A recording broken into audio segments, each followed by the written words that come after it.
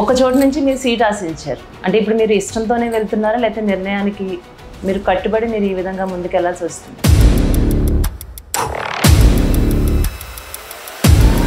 కాబట్టి ఇంకా లీడర్ అన్నప్పుడు ఎక్కడ పోమంటే ఎక్కడ పోవాలి, అదే లీడర్షిప్ అని నేను అనుకుంటున్నాను. వెళ్ళడం సరే.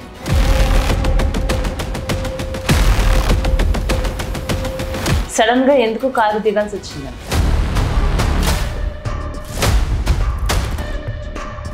అంటే మీకు ఇప్పుడు బీఆర్ఎస్తో మీరు 10 ఏళ్ల పైగానే మీరు కలిసి ప్రయాణం చేశారు కదా, ఇప్పుడు కాంగ్రెస్లోకి అడుగు పెట్టారు, ఎలా అనిపిస్తుంది అక్కడ ఇక్కడ?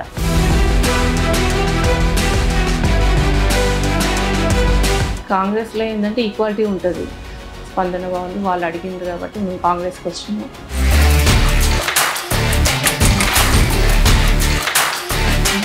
ఇప్పుడు కాంగ్రెస్ మన 6 పథకాలు ఏమైతే పెట్టిందో ఇవన్నీ అమలు జరుగుతూ ఉన్నాయి, వాటి మీద మీ అభిప్రాయం?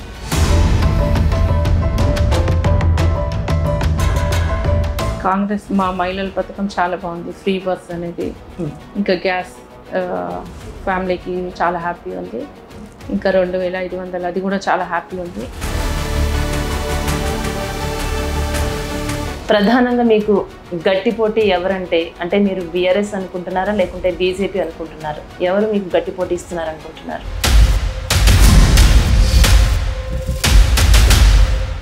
ఎవరు వచ్చినా పబ్లిక్ మంచి రెస్పాండ్ అయ్యే పనులు అయితే కాని పనులు కాదని చెప్తున్నాం.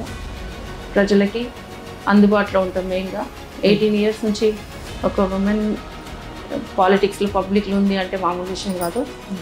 కాబట్టి నేను ఎప్పుడు ప్రజలలోనే ఉంటా, ఇప్పుడు కూడా అంతే. ఇప్పుడు ఎంపీ సీట్ వచ్చిందని ప్రజలలో ఉండకపోవడం అనేది ఉండదు, ఇంకెక్కువ తిరుగుతా. ఇప్పుడు అప్పుడు కూడా చాలా తిరిగినాం, మామూలు తిరగడం కాదు. జిల్లా పరిషత్ చైర్మన్గా ఉండి ఎలాంటి ప్రచారానికి మీరు తిరగడం లేదని ఒక ప్రచారం అయితే జరుగుతుంది, దీన్ని మీరు ఏ విధంగా చూస్తారు? ఎందుకు తిరుగుతలేండి, రోజు మీటింగ్స్ పొద్దున్నే తిరుగుతున్నాం, మార్నింగే ఉంటాయి.